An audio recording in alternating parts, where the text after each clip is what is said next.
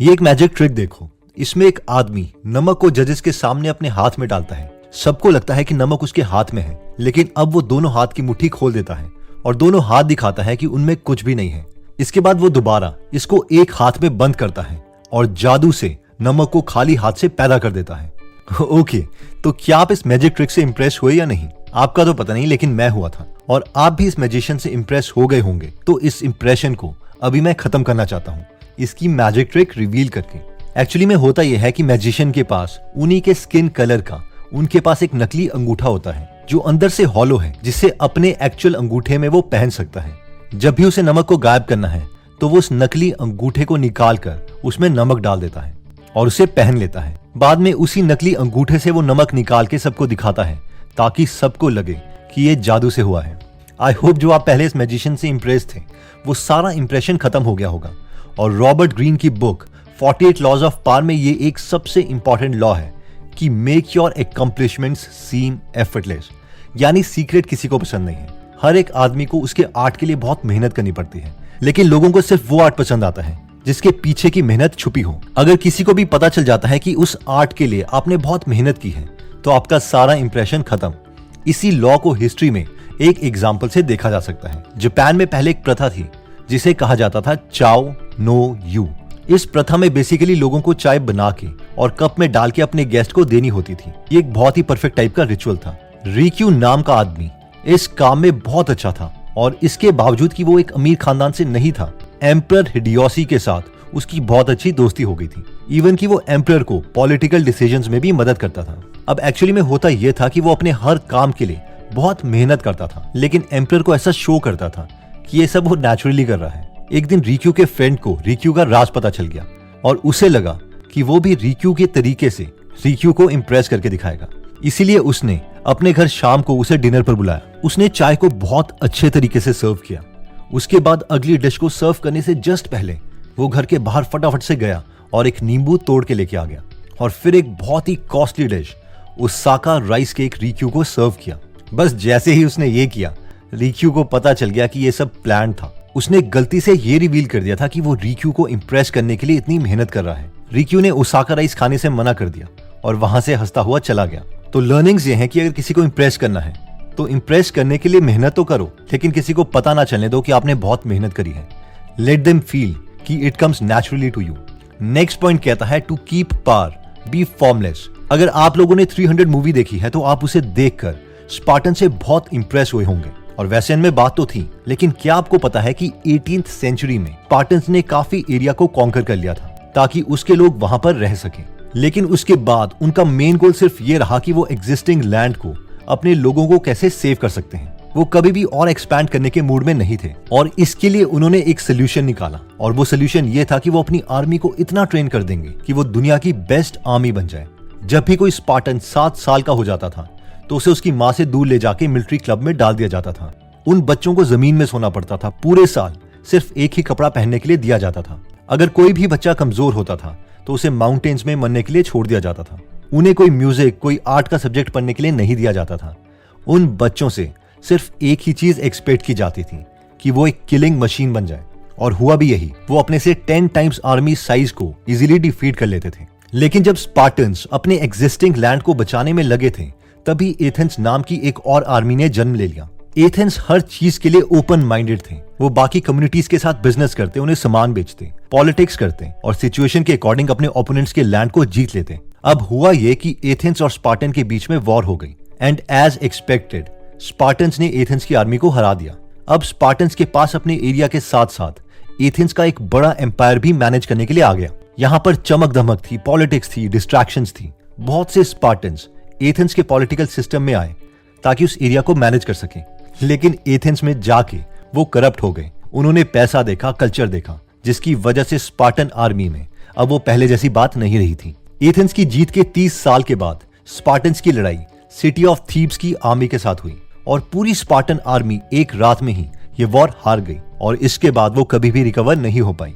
तो इस history lesson से हमारी लर्निंग ये है कि बी फॉर्मलेस। पावरफुल रहने के लिए हमें सिचुएशन के अकॉर्डिंग नई नई चीजें सीखती रहनी चाहिए, वरना हार पक्की है। तो अगर आप भी खुद को बाकियों से पीछे नहीं रखना चाहते तो आप गीगल एप्लीकेशन डाउनलोड कर सकते हैं, जहां पर 1000 से ज्यादा book summaries, great ideas available हैं। तो अगर आप इस एप्लीकेशन में इंटरेस्टेड हैं तो इसका लिंक हम डिस्क्रिप्शन और फर्स्ट कमेंट में दे देंगे। एनीवेज, नेक्स्ट पॉइंट आता है कि act like a king to be treated like one. जुलाई 1830 में पेरिस में रेवोल्यूशन की वजह से किंग चार्ल्स को अपनी कुर्सी छोड़नी पड़ी। सबको लग रहा था कि राजा किसे बनाया जाए, और उन्होंने इसके लिए लुइस फिलिप को चूज किया, क्योंकि लुइस को राजाओं की पार्टी में जाना पसंद नहीं था, ना ही उसे क्राउन वगैरह पहनना पसंद था। वो एक आम इंसान की तरह ही ड्रेस करते थे और राजाओं की जगह नॉर्मल बैंकर से डिस्कस करने की कोशिश करते थे, इसलिए लोग इन्हें पसंद करने लग गए। लेकिन बाकी राजाओं को ये पसंद नहीं था, क्योंकि लुइस राजाओं की तरह बिहेव नहीं कर रहे थे। अब हुआ ये कि जिन बैंकर्स को लुइस इक्वली ट्रीट करते थे, उन बैंकर्स ने सोचा कि लुइस से ज्यादा तो वो पावरफुल है, और वो धीरे धीरे लुइस के डिसीजंस को इग्नोर करने लग गए। इससे हुआ ये कि पब्लिक को ये चीजें पसंद नहीं आई और लोग लुइस के महल में पत्थर और गोलियां चलाने लग गए। लुइस डर के इंग्लैंड भाग गया। हिस्ट्री हमें इससे बिल्कुल ऑपोजिट एक और लेसन भी सिखाती है, और वो है महान क्रिस्टोफर कोलंबस की। क्रिस्टोफर कोलंबस को माना जाता है कि उन्होंने अमेरिका को डिस्कवर किया था। कई बायोग्राफर्स और इवन हिस्ट्री में भी ये माना जाता है कि क्रिस्टोफर एक रॉयल ब्लड से बिलोंग करते थे, जबकि ये सब एकदम झूठ था। कोलंबस एक नॉर्मल मिडिल क्लास फैमिली से बिलोंग करते थे और उनके डैड की पहले वाइन शॉप थी, और बाद में उन्होंने पनीर की दुकान खोली कोलंबस को बड़ा करने के लिए। कोलंबस ने खुद ही र्यूमर फैलाए कि वो एक बहुत अमीर परिवार से बिलोंग करते हैं, क्योंकि खुद को वो एक रॉयल ब्लड ही मानते थे। कोलंबस ने खुद के बारे में एक झूठी स्टोरी बता के एक अमीर परिवार की लड़की से शादी कर ली, और अपने लॉस के कनेक्शंस को यूज करके वो पोर्चुगल के राजा से मिले, जिनका नाम जोआओ टू था। कोलंबस ने किंग से कहा कि अगर वो उन्हें पैसा देते हैं शिप्स में जाके नई डिस्कवरीज करने के लिए, तो वो सारी जगहों का नाम उसी किंग के नाम पर रख देंगे, जिसके बदले में वो चाहते थे कि उन्हें सब इस नाम से बुलाएं, general admiral of the oceanic sea. King Joao two जानते थे कि कोलंबस एक सिंपल मर्चेंट है, ना कि कोई नेविगेटर, इसलिए उन्होंने कोलंबस को मना कर दिया। इसके बाद कोलंबस क्वीन इसाबेला से मिले और उन्होंने कोलंबस को एक्सपीडिशन करने के लिए 3 शिप्स के पैसे दे दिए, और इसका रीजन सिर्फ ये था कि वो पोर्चुगल के राजा जैसे लोगों के साथ मीटिंग करते थे। इन शॉर्ट लर्निंग ये है कि if you want to be treated like a king, act like one. यानी अगर तुम चाहते हो कि लोग तुम्हें राजाओं की तरह ट्रीट करें, तो पहले खुद को राजा माना स्टार्ट करो। नेक्स्ट लॉ कहता है कि enter action with boldness, be 100% sure. 1925 में फ्रांस के 5 सबसे बड़े मेटल डीलर्स को एक होटल में मीटिंग के लिए बुलाया गया। ये एक बहुत ही कॉन्फिडेंशियल मीटिंग थी। इसमें ministry of post and telegraphs के डेप्टी डायरेक्टर जनरल भी शामिल थे। इनमें से किसी को भी नहीं पता था कि मीटिंग किस चीज के बारे में है। डायरेक्टर्स ने बोलना शुरू कर दिया, देखो, आईफेल टावर को गवर्नमेंट बेचना चाहती है। शुरू में गवर्नमेंट ने इसे एक टेम्परेरी स्ट्रक्चर के तौर पर खड़ा किया था, लेकिन हर साल इस पे बहुत सारे पैसे खर्च हो रहे हैं इसकी रिपेयर के लिए, जिसकी वजह से बजट का काफी पैसा इसमें खर्च हो जाता है। और कई पेरिस में रह रहे लोग भी आईफेल टावर बिल्कुल पसंद नहीं करते, इसलिए वो बहुत खुश होंगे अगर आईफेल टावर को हटा दिया जाए। थोड़े टाइम के बाद नॉर्मल पब्लिक भी आईफेल टावर को भूलने लग जाएगी। उस डायरेक्टर ने आगे कहा, अब आप 5 महान लोगों के सामने ये ऑफर है कि आप आईफेल टावर को खरीद सकते हैं, और इसके लिए आप अपनी अपनी बोली लगा सकते हैं। इन 5 को बाकी डिटेल्स बता दी गई, और इसके बाद इन सब ने गवर्नमेंट के पास अपनी अपनी बिडिंग दे दी। कुछ हफ्तों के बाद उन 5 में से एक मेटल डीलर, जिसका नाम मॉन्जियर था, उसको लेटर मिला कि वो बोली जीत चुका है, और इसकी कीमत आज के पैसों के हिसाब से 7 करोड़ रुपए थी। मॉन्जियर बहुत खुश भी थे कि वो हिस्ट्री में पहला इंसान होगा जो आईफेल टावर को खरीदेगा। उसे कुछ डाउट्स भी हो रहे थे कि मीटिंग होटल रूम में क्यों रखी गई है, गवर्नमेंट ऑफिस में क्यों नहीं, पर उसके सब डाउट्स के लिए कोई ना कोई रीजन दिया गया। फाइनली उसने आईफेल टावर के लिए 7 करोड़ रुपए पे कर दिए, and as expected it was a scam.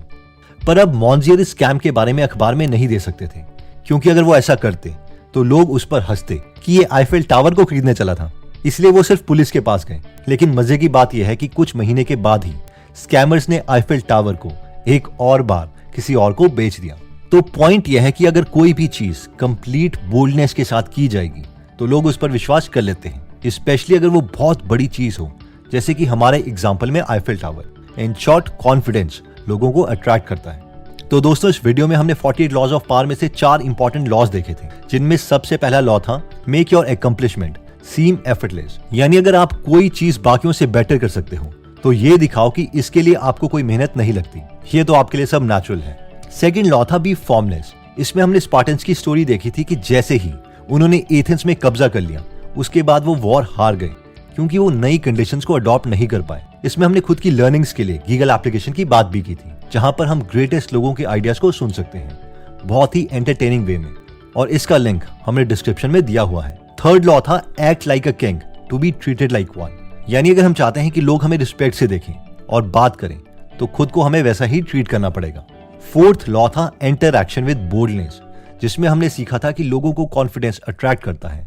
कई लोगों ने कॉन्फिडेंस की मदद से आईफेल टावर 2 बार बेच दिया। दोस्तों, ये रहे 4 लॉज जिन्हें हमने एक ही स्क्रीन पर लिख दिया है ताकि आप इसका स्क्रीनशॉट ले सकें, ताकि बाद में आपको ये लॉज याद आते रहें। दोस्तों, अगर आपको लगता है कि आपके किसी फ्रेंड या फैमिली मेंबर में थोड़े कॉन्फिडेंस की कमी है और ये लॉज उनकी हेल्प कर सकते हैं, तो ये वीडियो आप उनके साथ जरूर शेयर करें। एनीवेज दोस्तों, अगर आप ऐसी नॉलेजेबल वीडियोस मिस नहीं करना चाहते तो सब्सक्राइब करने के बाद बेल का बटन दबाना मत भूलिएगा। आप कमेंट करके ये भी बता सकते हैं कि आप नेक्स्ट वीडियो किस टॉपिक पर चाहते हैं। जल्दी हम आपसे दोबारा मिलेंगे। जय हिंद।